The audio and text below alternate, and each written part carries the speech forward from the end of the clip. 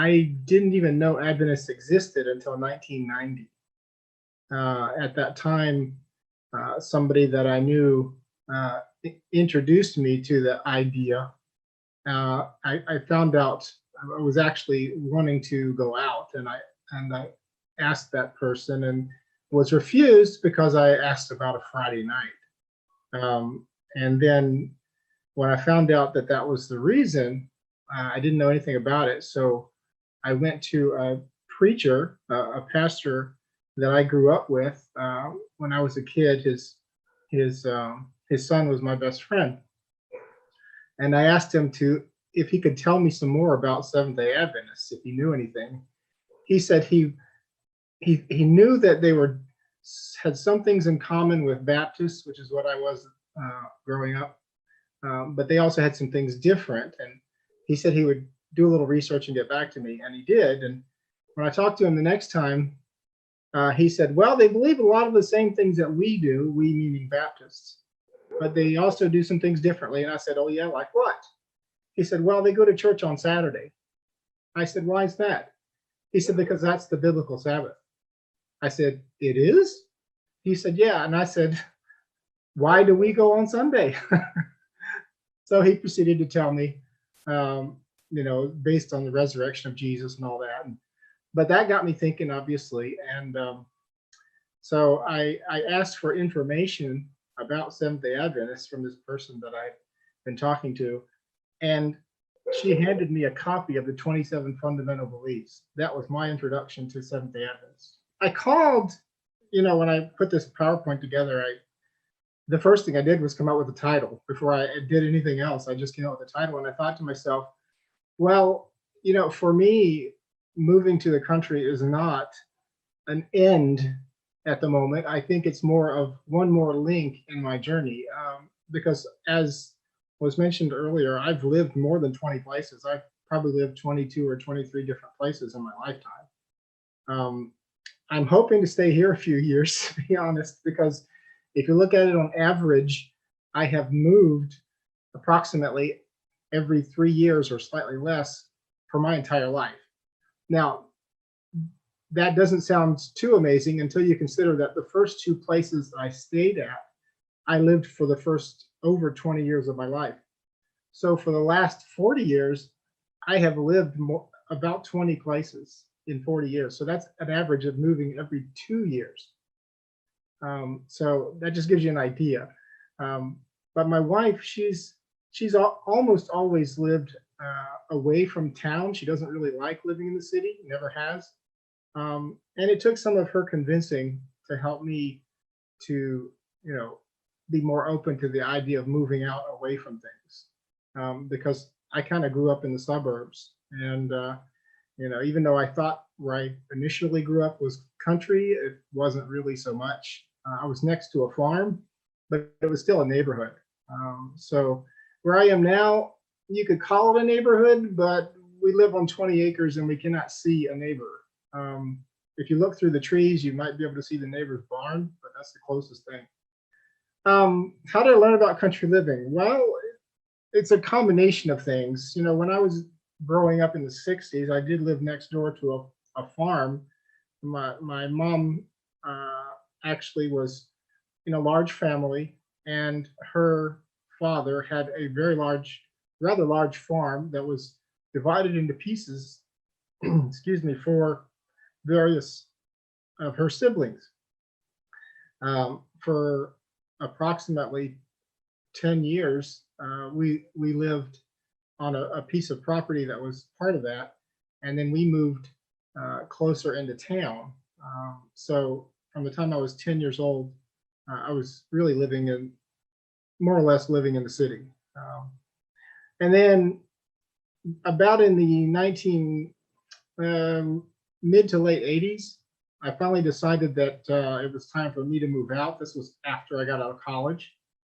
And so my brother had, excuse me, my brother had purchased a trailer. He and his wife, excuse me, they got married in 1979, and they lived in a trailer park. which was a fairly clean one. And they kind of liked it there for the time that they were there. But I wanted to move out, and he suggested that I get a small trailer and move into the same trailer park. And then, so I did that. I bought a very small trailer. It was only like 12 by 55 or something like that, fairly small. And had it moved into that trailer park, and I stayed there for about, if I remember correctly, 3 years. And then I moved into a townhouse. And in the 90s, I changed from living in a townhouse to living in a duplex to actually having a house built out in what I thought was country. It was still kind of suburbs, but it was on an acre and a half. So it was the biggest property that I had personally been under control of. I had that house built in late 90s.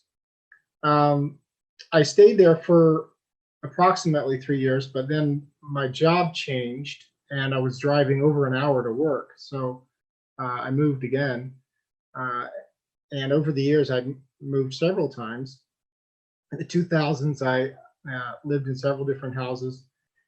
But, the question of how did I learn about country living? Well, I've always known about living in the country because I grew up outside a lot. We did most of our playing outside whenever possible. But, actually, being a kid is one thing when you're in the country. Being an adult is something else because you got a lot more responsibilities.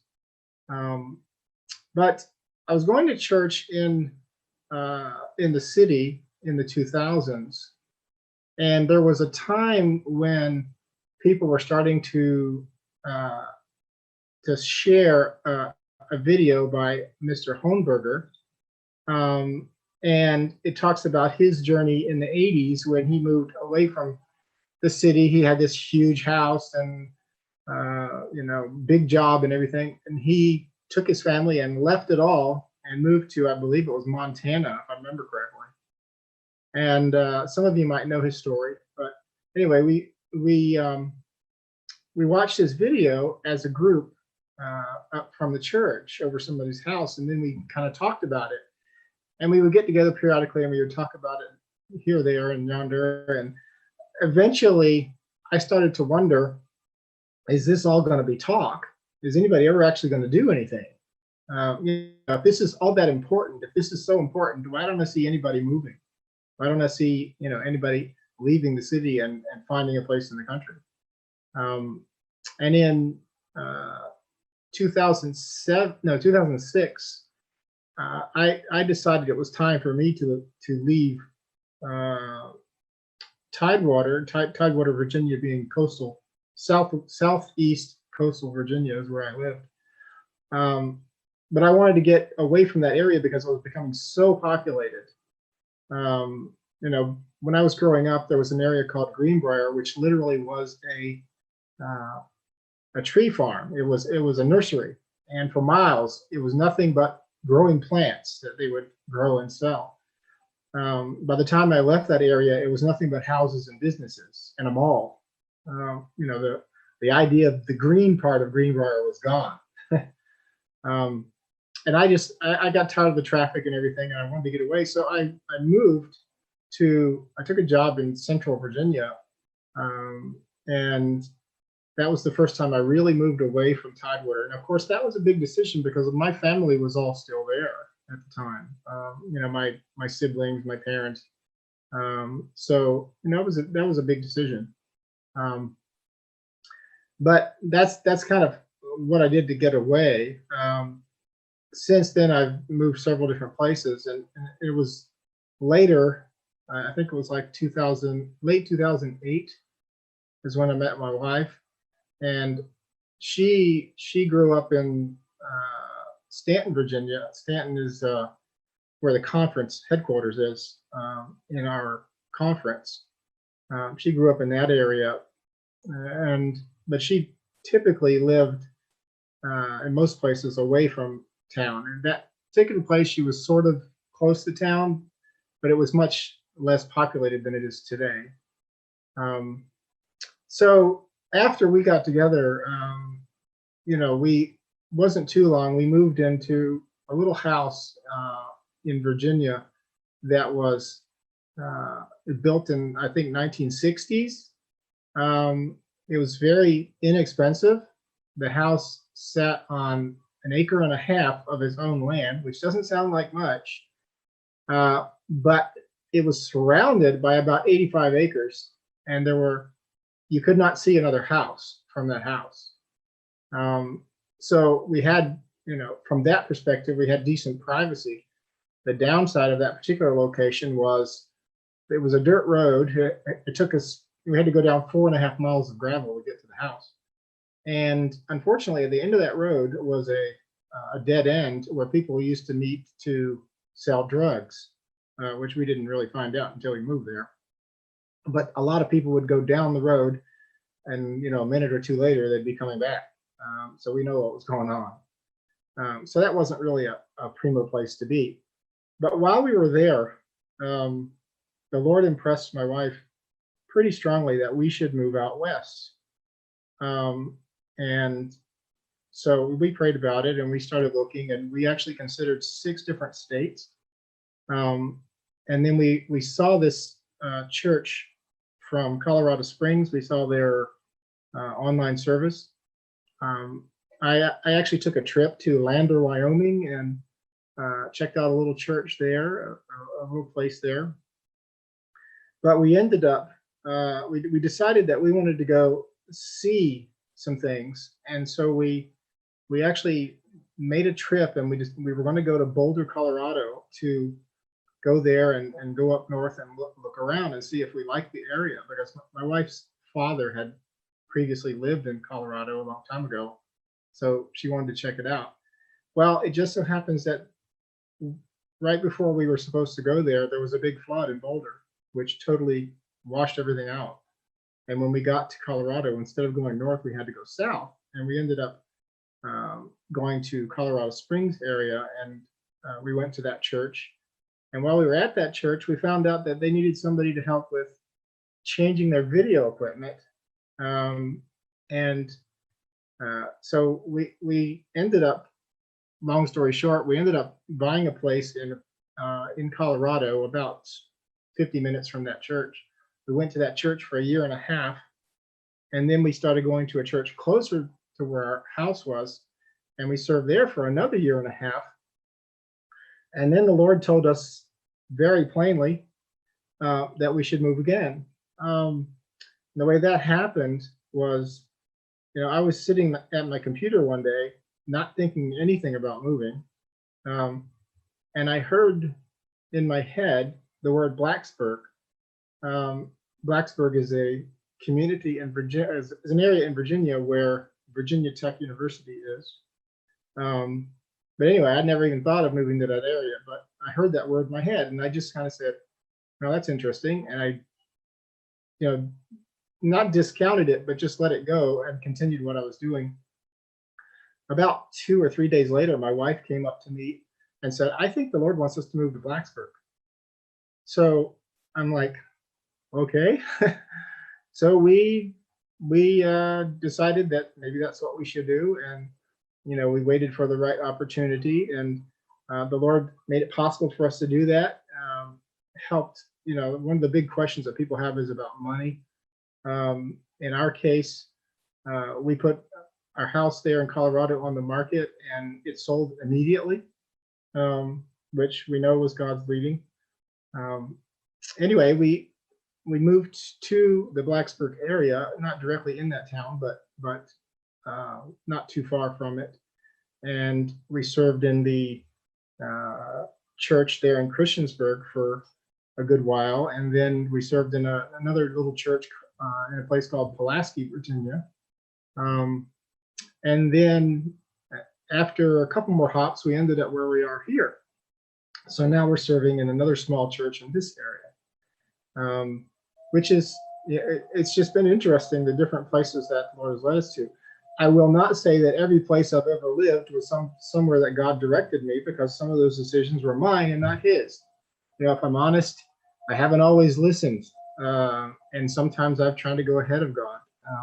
And I think if we're honest with ourselves, we know that sometimes we don't always make the right decisions, but one of the things that I have learned is that God is with us anyway.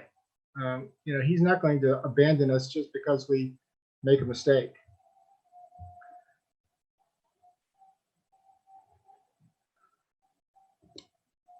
So the question is, when did I decide that moving to the country or living there applied to me? That too is kind of a series of things. I mean, back in the 2000s, I got a set of Bible CDs. It was the entire Bible on compact disc, and I started listening to those in my car. So I mean, you can imagine that when you do something like that, it helps to change your focus. Things that you've been thinking about, and then later on, in let's say the later 2000s, I got a copy of The Great Controversy. I was able to download it on audio and put it on a flash drive and play that in my car. And driving back and forth different places, I would listen to The Great Controversy. After actually having read the book twice, I started listening to it in my car. And if you've never read that book, I suggest you do it. But if you have, the kind of things that are in it, and there's a lot of important information there. So I'd say that doing those two things, listening to the Bible, listening to The Great Controversy, had a big impact on my thinking. What's important and where am I headed, that kind of thing. But I've mentioned the next two things on this list here. I just mentioned a minute ago, the little house in Duffield, Virginia, and going to Colorado and back. But one of the things that's also affected my decisions is, while we were in that little house, before we moved to Colorado, my wife was in a car accident that just changed our lives forever. She suffered a brain injury that affects how she thinks, how she feels, how she responds to stimulus, how she handles noise and stress, things like that. So we have to be careful about where we are, because it can be emotionally and physically difficult for her to be under too much stress. And that's part of why we want to be where we can have some peace and quiet. As far as family reactions go, I've been an adult for a long time, and my family has not necessarily understood all my decisions. The number one thing is I guess it was kind of a shock to them when I became an Adventist in the first place. But ever since then, because I made that decision, I think it's easier for them to understand other decisions, because they've already gotten over that shock. I don't know that they completely do, because there's still times when they ask me about doing certain things on Saturdays and stuff like that, and I'm like, do I have to go over this again? Not being negative or mean or anything. It's just sometimes they forget and I have to remind them. But I love them all and I pray for them continually. And I'm seriously praying that when things start to get closer to the end, that they will see the value in some of the things that we've learned over the years, the Sabbath included. How did I prepare for moving to the country? Well, I'd say the number one way was probably reading. A long time ago, I read the book Preparation for the Final Crisis. I've read Last Day Events. One of the big books that I've read that I really enjoyed is a compilation called The End of Time. I don't know if any of you have ever seen that book, but it puts a lot of Ellen White quotes about last day events in groups based on the subject matter. For instance, there's a group about angels and demons. I mean, there's a whole section that's about moving out to the country, a section about the shaking, a section about the end of probation. Whatever the topic is, there's quotes on it. And that book, I've read that book twice. I feel like I need to do it again because it's been years since I did it the last time. And of course, The Great Controversy, that book is just rich with information. So I highly suggest, again, reading that. As far as preparing financially, that obviously varies person to person. I can say that even though I've not made all the best decisions financially in my life, God's grace has been there and He's helped with costs in several ways. There have been 2 times where we moved away from the house and we were able to sell it for more than we paid for it. So we had some money to enable us to move. The house that we're sitting in right now needed a lot of work. And God provided some money so we could do much of that work. So that has been a blessing. One of the things that helped prepare me mentally was my wife loves animals. So, I've been helping her keep animals for years now, tending to the horses and taking care of the dogs and all that. After a while, that kind of rubs off on you. You start to enjoy it, and you start to feel like, there's more to life than just working and making money or whatever. I don't think it's, unless you read the bio, you may not be aware that, by occupation, I'm a software engineer, so I'm a very technical person. So, dealing with animals gives you a kind of a brain release. It's where you kind of can calm down, get away from, because my brain runs 24/7 if I let it. Sometimes it's even hard for me to sleep because my brain just wants to sit there and solve problems. But it's kind of nice to walk outside here and walk up and down the hills and feed the animals and listen to the birds in the trees and stuff like that. And by the way, that's one thing that I missed in Colorado. We didn't have many trees there, and I love trees. Another thing, just visiting different people, like, Tracy's mother also lives in the country. And, when you visit rural people or, versus suburban people, if I go, for instance, to visit with my family, I find out very quickly, because they all live in the city, I found out very quickly that I just don't want to be there very long. Not because of them necessarily, but just the whole environment is different. It's more tense. It's more noisy. And of course, at the bottom of this list, there's praying for leading and learning to follow. Praying is one thing, but actually following the Lord is something else. And that's something that I'm always trying to learn. I can't say that I'm not stubborn sometimes, and I can't say that I'm the fastest learner. It's taken me a lot of years to get to the point where I would even feel comfortable living in a place like this. Like I said, I grew up being outside a lot, so I enjoyed that. But I spent so many years in the city, so many years in the suburbs, that I got used to it. It became a part of me. It became a part of my thinking. And now, slowly, the Lord is trying to change my thinking to help me to relax. The question of why this location, why this job, why this property, things like that. As I mentioned, in the 2000 era, I moved away from Tidewater. In 2006, I went off to Lynchberg, which is in Central Virginia. And in 2007, this is kind of a key point. In 2007, the guy that I used to work with in Tidewater called me up and said, "How would you like to work from home?" I just couldn't resist that. So he wanted me back. He didn't want me to leave the company, so he offered me a job working from home. So I started working from home in 2007, and pretty much been doing it ever since. When COVID hit and everybody was starting to work from home, that really didn't change what I was doing much, because I was already working from home. I've been doing it since 2007. I did have about a year and a half where I worked at 2 businesses that were outside the house, but even then I was still doing side jobs at home. But that's been years ago now. So, but it meant that for us, one of the critical factors of a location is we had to have high-speed internet, and it's hard to find acreage. It can be hard to find acreage and also find high-speed internet. But at one point years ago, Virginia made a grant where they installed fiber optic in a lot of rural areas.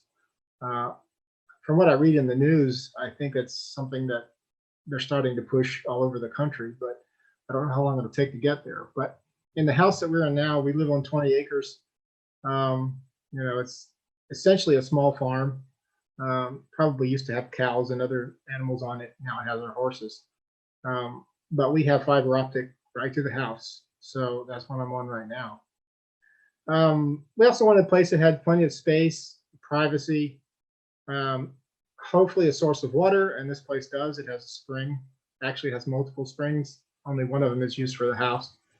And lots of trees, because I love trees. I love hearing the trees. I love hearing the birds in the trees. And trees provide oxygen. As far as other things about it, we wanted to be, within good proximity of places to go shopping. We didn't want to be 30 miles from nowhere and have to drive, an hour just to go get a loaf of bread.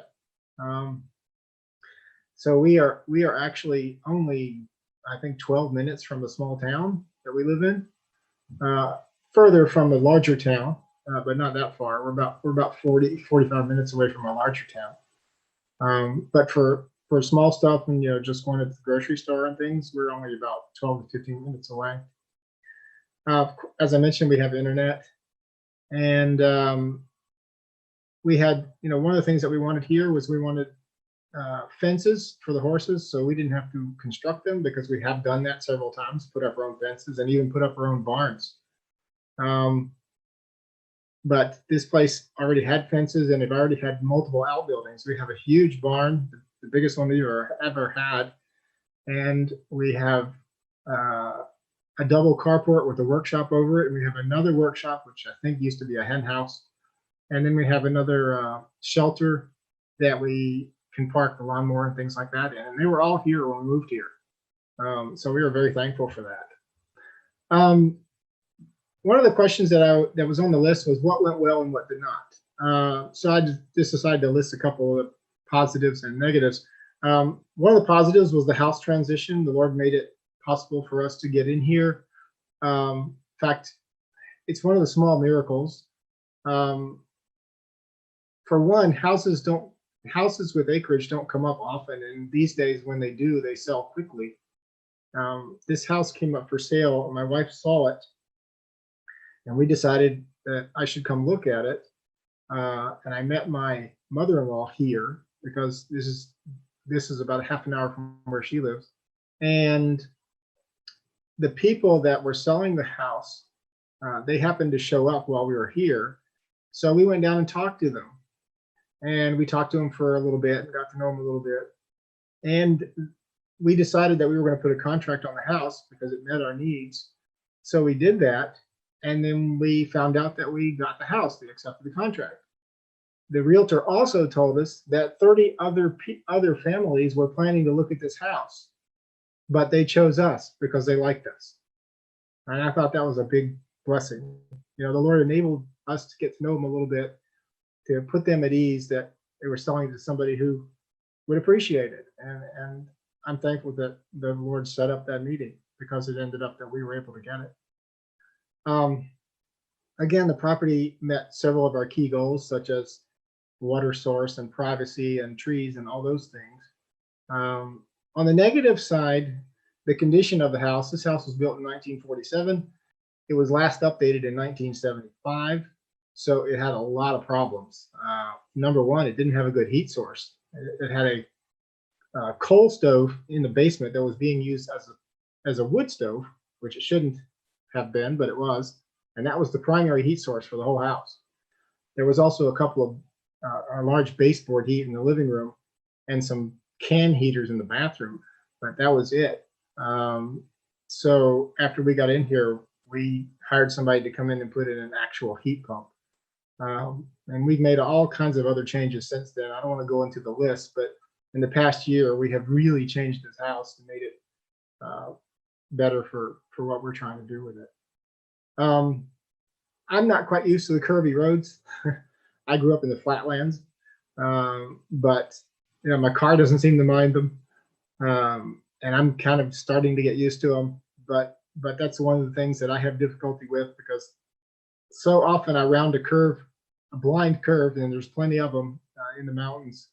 and somebody will be coming around the curve in the middle of the road. They're not on their side of the road. And you just really have to be aware and keep your eyes open driving around here. So that can be a little bit scary.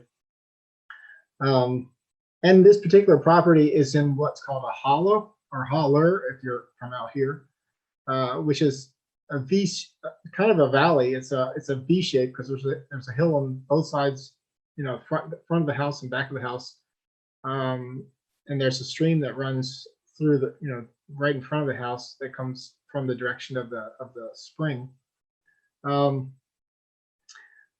And as a result, there's very little flat space here. I mean, there's enough that we could have a garden bigger than we really want to take care of. So there is that. And there's a place where we park the horse trailer and are able to turn it around. But those are just about the only flat places on the property.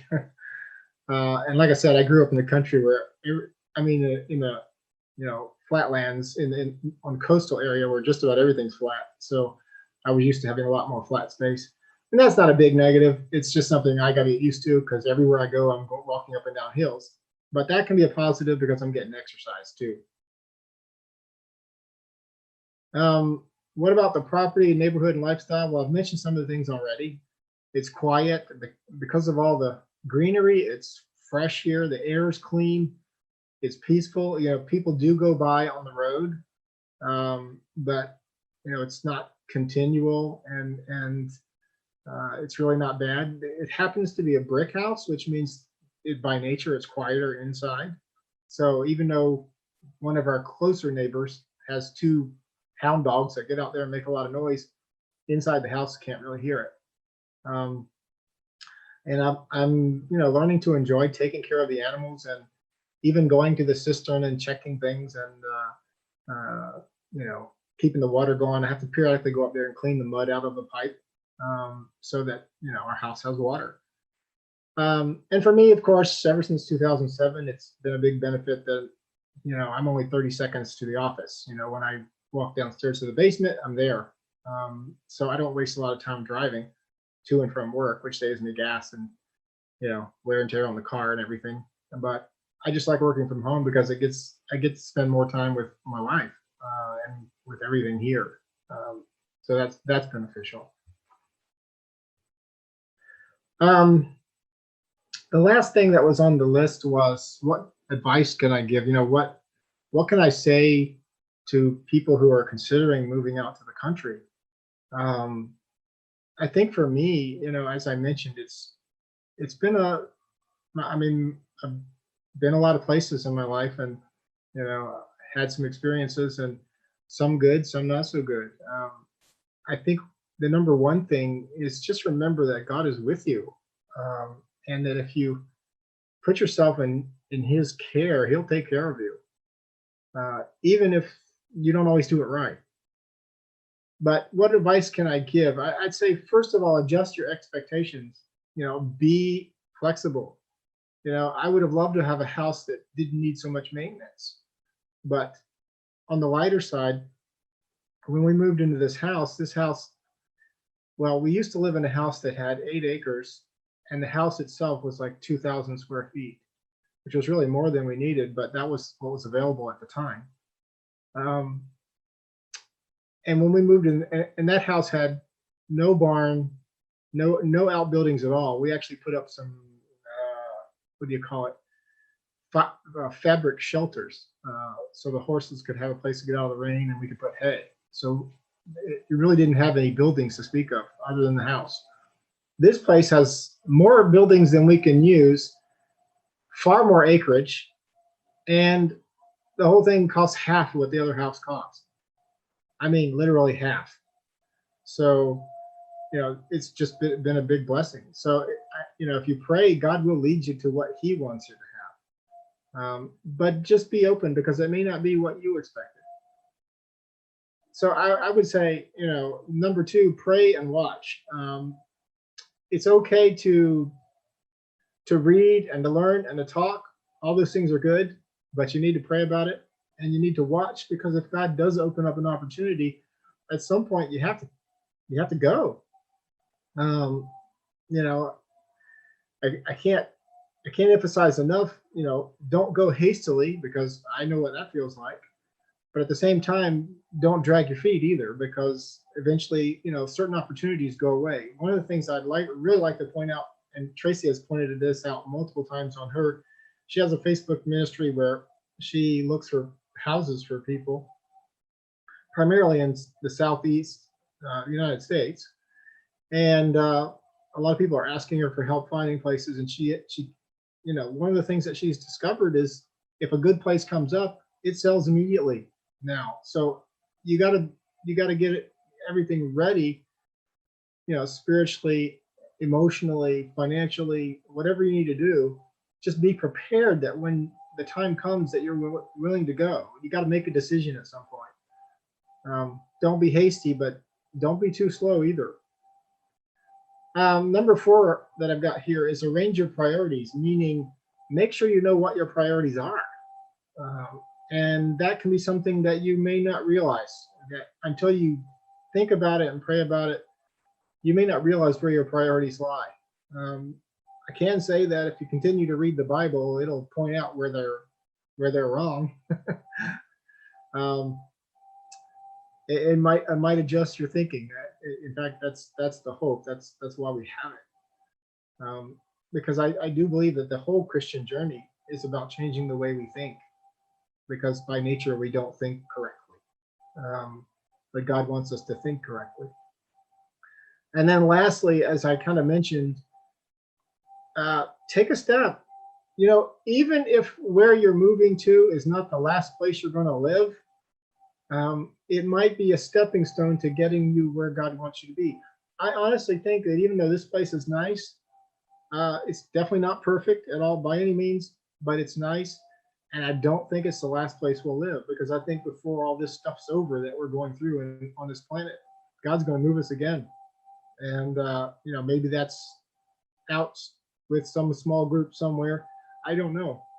I don't know what he has in store for us, but I do know that he promised to take care of us, and that's what I'm counting on. To be aware of new videos like this one, be sure to subscribe to the Preparing for the Time of Trouble channel. For more free videos and downloadable audio podcasts, as well as handouts, go to www.preparingforthetimeoftrouble.com. Topic categories include recordings of live seminar presentations, country living, sustainable gardening, homestead remedies, how to be self-sufficient when the grid goes down, wild edible and medicinal plants, hydrotherapy, and end-time Bible prophecies. To take advantage of these free resources, go to preparingforthetimeoftrouble.com.